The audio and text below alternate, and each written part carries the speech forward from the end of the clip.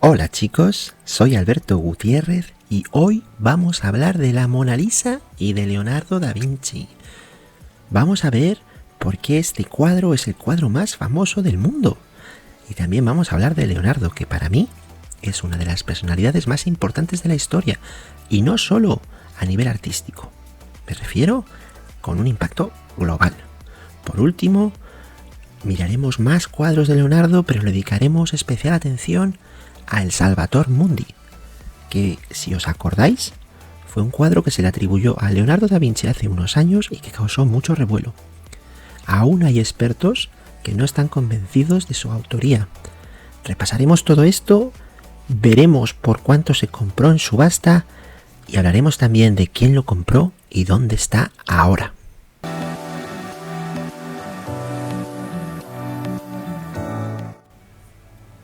Leonardo nació en 1452. Fue un hijo ilegítimo de un notario adinerado. Su madre, al parecer, tendría 15 años cuando dio a luz.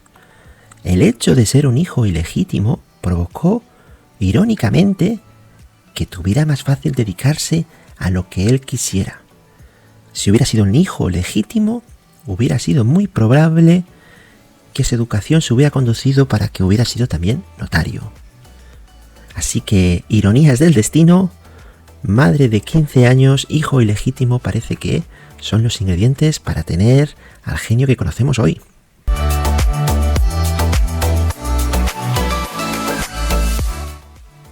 Parece ser que de pequeño era muy distraído. Era incapaz de centrarse en una asignatura y parece que le costaba leer al principio. Afortunadamente, tuvo una educación muy abierta, especialmente para la época, y le animaban a que saliera e investigara. Esto parece que sirve como detonante para que Da Vinci desarrollara este vínculo tan importante que tiene con la naturaleza.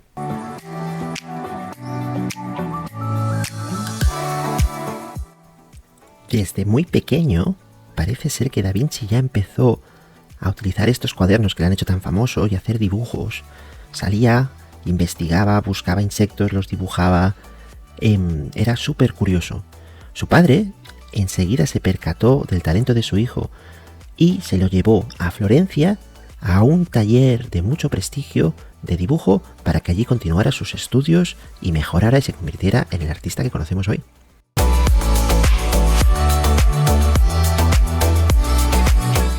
Durante su época inicial en Florencia, se vio envuelto en una denuncia de sodomía. Para la época, esto era muy grave, pues podía conllevar penas incluso hasta de ejecución. La causa se desestimó a los pocos meses. Algunos opinan que esto podría ser debido a que en la denuncia habían 4 implicados y uno de ellos estaba muy bien conectado con los Medicis. En cualquier caso, parece ser que la mayoría de historiadores del arte estarían de acuerdo en coincidir en que muy probablemente Leonardo era homosexual. Durante su vida no se le conoce ninguna pareja femenina y no tuvo ningún hijo. Al mismo tiempo, se sabe que siempre tenía discípulos masculinos y se conoce al menos de uno de ellos, Salai, con el cual tuvo una relación muy cercana. Se especula que Salai podría ser pues su interés romántico. Lo cogió bajo su ala en una edad, la verdad es que un poquito temprana, a los 10 años, y estuvo con él hasta la muerte. A Salai se le conocía como el pequeño diablo, porque en varias ocasiones le robó, y esto incluso Leonardo lo dejó por escrito en sus cuadernos. También hay teorías que indican que Salai podría haber sido el modelo de muchos de los cuadros de Leonardo, del de San Juan Bautista, por ejemplo, e incluso historiadores del arte que piensan que podría haber utilizado a Salai como modelo para la Mona Lisa.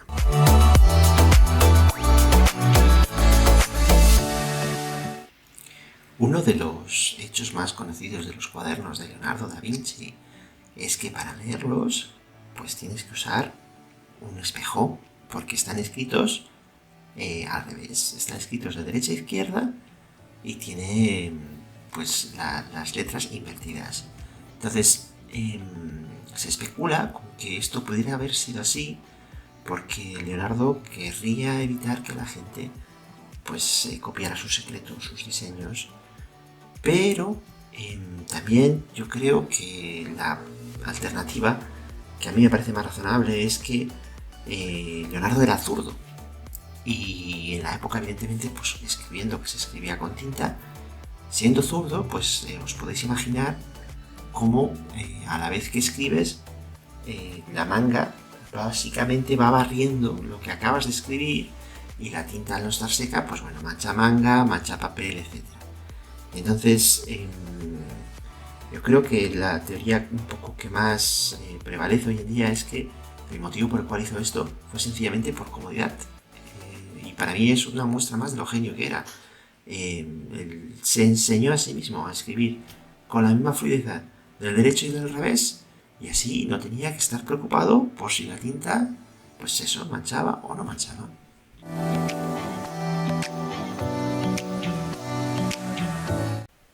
Leonardo fue una persona súper avanzada para su época. Como ya hemos comentado, tenía una conexión muy fuerte con la naturaleza. De hecho, es una de las primeras personas que utiliza motivos éticos para convertirse en vegetariano. Leonardo era un vegetariano. Él consideraba que los animales sufrían el mismo dolor que sufríamos nosotros y en consecuencia prefería alimentarse pues solo pues sin utilizar animales.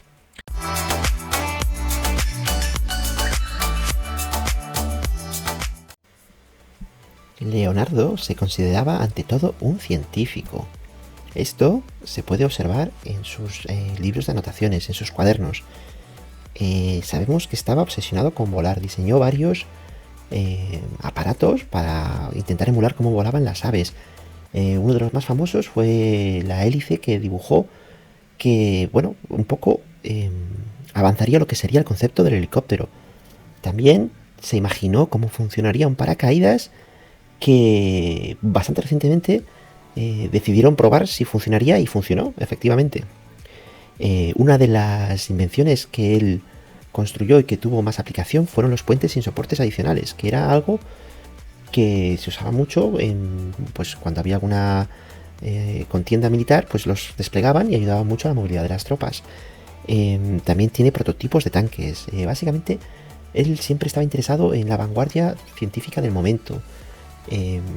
Fue arquitecto, dibujó planos de ciudades, proyectó la estatua más grande de caballo de lo que iba a ser de toda la historia. Desafortunadamente no se pudo completar el proyecto. Era una persona que cubría todo el espectro científico de la época.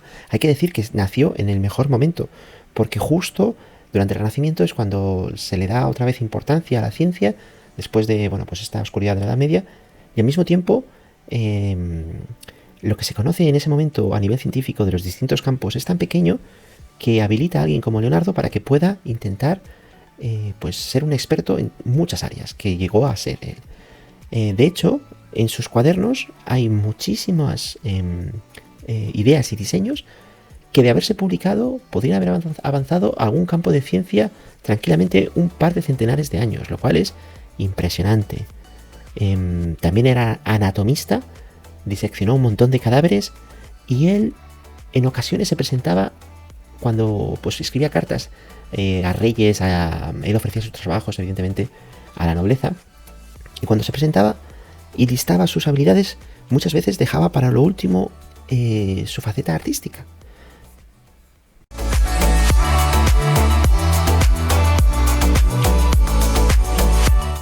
Entender la vida de Leonardo es esencial para entender entonces cómo él pintó la Mona Lisa y qué es lo que él perseguía.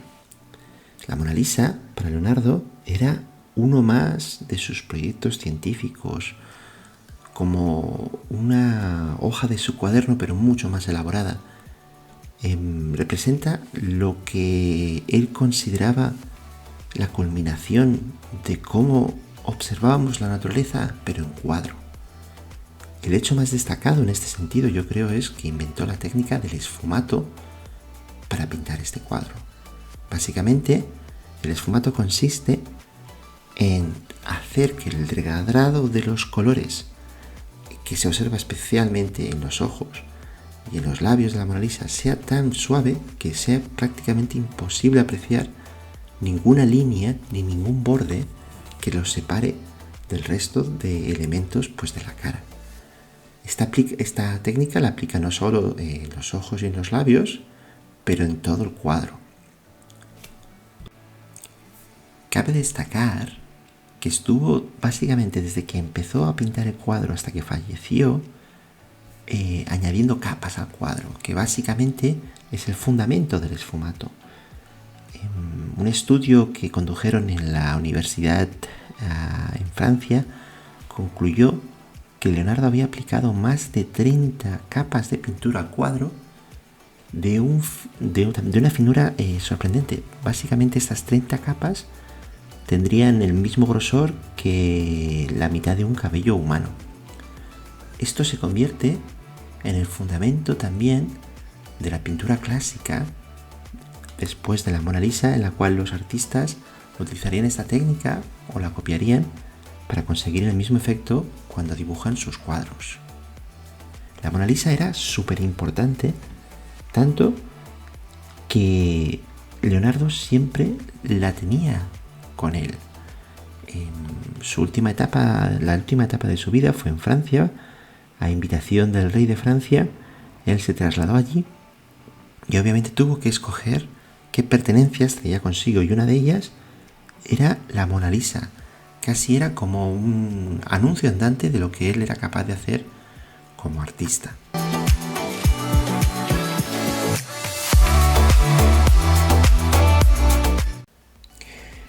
Yo creo que la mejor forma para entender cómo de revolucionario fue este cuadro es comparándolo con cuadros contemporáneos. Las innovaciones que Leonardo introdujo fueron muchísimas. La más destacable probablemente, la hemos comentado ya, sea el esfumato. Fijaros como otras imágenes dan la sensación de que el cuadro, la modelo, el personaje retratado está congelado, está quieto, y las facciones no son tan naturales, parecen casi dibujos de estatuas. Además, Leonardo convirtió en estándar una de las posturas más influenciables en la historia del arte, incluso a día de hoy, que es algo tan obvio, lo que nos parecería tan obvio a día de hoy como es la postura de 3/4. Esta forma que tiene la Mona Lisa de girarse y mirarnos, Leonardo la convierte en el estándar. Fijaros que incluso a día de hoy en muchos retratos profesionales utilizan esta postura. Es algo tan natural y tan obvio que ni siquiera pensamos en ello, pero Leonardo fue el primero en introducirlo. Otra de las revoluciones es que decidiera pintar a una mujer de una forma tan natural. Sus ropas no son ropas que asociaríamos con alguien noble, no lleva joyas, está sonriendo.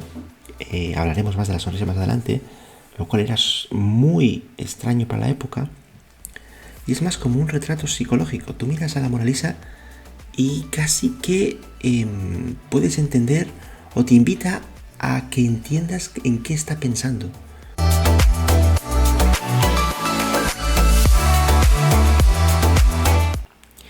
Hablar de la Mona Lisa es también hablar evidentemente de su mirada y de su sonrisa.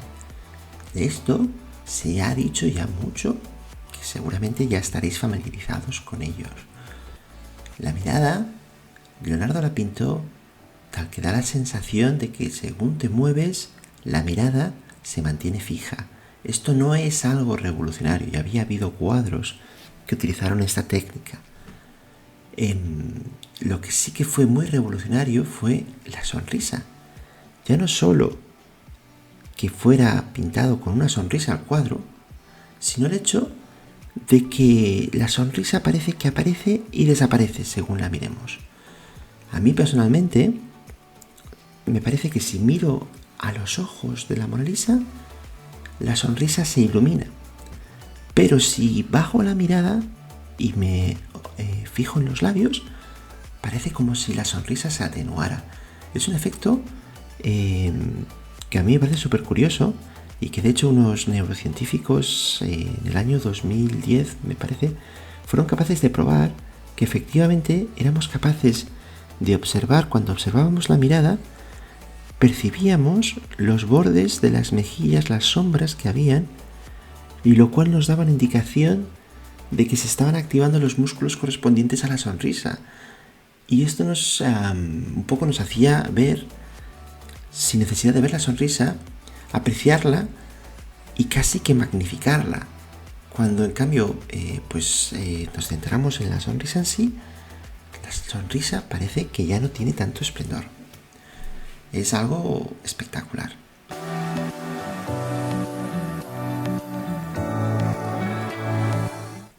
Solo se reconocen 25 obras como de Da Vinci. Evidentemente no son muchas obras, pero una vez que se entiende que era un perfeccionista, yo creo que tiene sentido. La mayoría de obras en las que él trabajó le dedicaba años. Como ya hemos comentado, la Mona Lisa, de hecho, casi que se podría considerar inacabada, porque él seguía perfeccionando y añadiendo capas con el paso de los años. Y hay que recordar que estuvo 16 años pintándola. Leonardo no solo tiene la obra más famosa del mundo, sino que también tiene la que sería su segunda o la segunda obra más famosa del mundo también, que sería La Última Cena. Para entender La Última Cena, cabe destacar que a principios del siglo XV, Filippo Brunelleschi inventó los principios por los cuales se podía representar perspectiva de forma reconocible en un cuadro. Anteriormente, la perspectiva de los cuadros de la Edad Media es no existente, básicamente no hay profundidad. Brunelleschi estudió y desarrolló un método para hacer que un cuadro tuviera la misma sensación de perspectiva que tenemos cuando vemos a través de nuestros ojos. Básicamente él inventó las perspectivas lineales.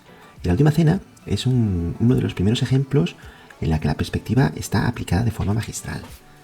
No es un cuadro que a mí me acabe de gustar, y también cabe destacar que aquí Leonardo quiso innovar demasiado casi. El estado de conservación en el que está el cuadro fue consecuencia directa de que Leonardo decidiera experimentar con una técnica nueva de pintura y un poco no copiar la técnica del fresco que se llevaba utilizando en Italia desde hace muchísimo tiempo.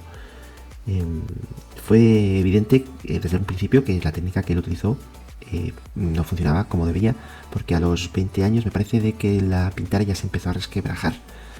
Si hablamos de perspectiva, hay un cuadro que es una obra, no un cuadro, que es para mí la cumbre del uso de la perspectiva en el Renacimiento, que es el muy conocidísimo La Escuela de Atenas de Rafael.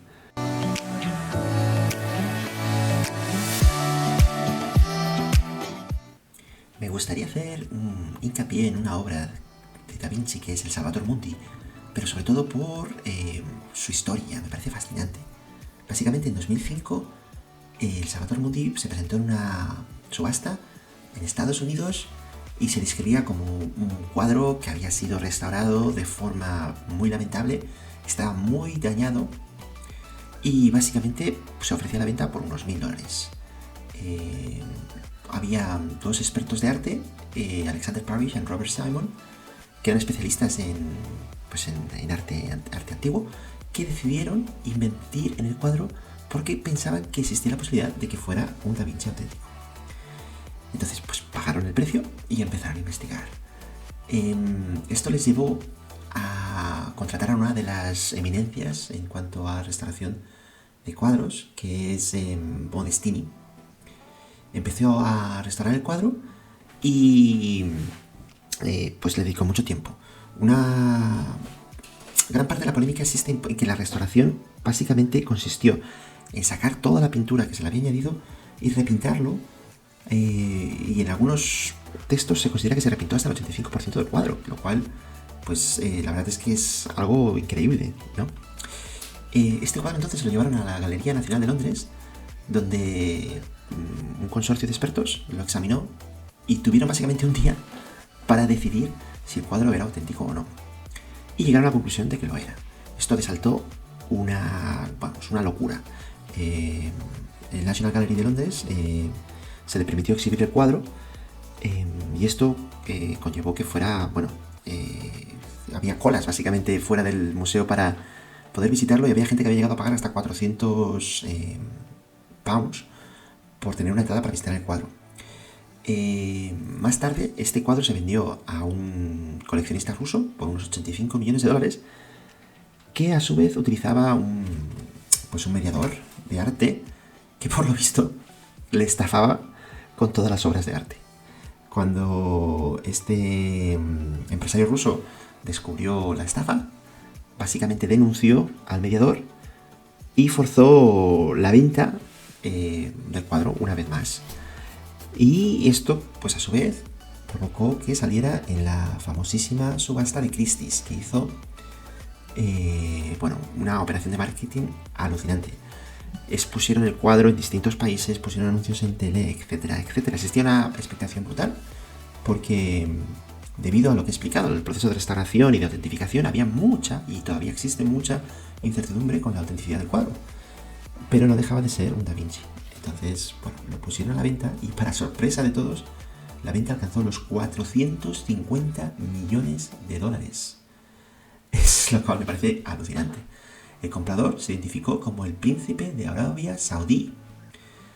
Y esto significa, más sorprendentemente, que básicamente fue comprado por un comprador particular, como quien se lo cuelga en el comedor. También parece ser que esto sucedió un poquito antes del 500 aniversario de la muerte de Da Vinci, y el Louvre estaba hizo una exposición retrospectiva de Leonardo da Vinci y quería incluir la mayor cantidad de obras posibles en el museo, lo cual implicaba que el Salvator Mundi también podría ser una de las que estuviera expuestas. Esto incluye también la posibilidad de que el Louvre diera también su opinión en cuanto a la autenticidad del cuadro, lo cual implica, un montón, porque aquí tenemos un comprador que ha pagado 450 millones por el cuadro, y exponerlo en el Louvre podría significar la piedra definitiva que, confirma la autoría. Parece ser que consiguieron contactar con el príncipe de Arabia Saudí para conseguir el cuadro para la exposición. También se comenta y se dice que el presidente de Francia intervino en la negociación, y incluso a última hora, en el momento en que se abrió la exposición, hasta última hora no se sabría si se incluía o no el Salvator Mundi. Cuando abrieron las puertas, para sorpresa de muchos, el cuadro no estaba, pero estaba el hueco en la exposición. Esto que os estoy contando sobre todo está basado en un documental alucinante que tenéis que ver, que es el The Lost Da Vinci. Y también, de acuerdo a este documental, parece ser que se llegó a un acuerdo que podría implicar que el Louvre reafirmaba la autenticidad del cuadro, pero también, otra vez, de acuerdo al documental, había una exigencia que era que el cuadro estuviera expuesto en la misma sala que la Mona Lisa. Un poco, ya no era cuestión de autentificar el cuadro como un cuadro de Da Vinci, sino de ponerlo a la misma altura que la Mona Lisa. Entonces, podría ser que se negaran a ello, y que esta disputa conllevara que el cuadro últimamente no fuera expuesto. Lo que también es súper curioso es que también, según el documental, la autenticidad del cuadro estaba el Louvre estaba dispuesto a proporcionarla, pero parece ser que en cuanto se retiraron de la exposición, este informe quedó un poquito oculto. En fin, algo súper interesante. A día de hoy se especula que el cuadro está en el yate de este príncipe de Arabia Saudí, que me parece algo, flipante.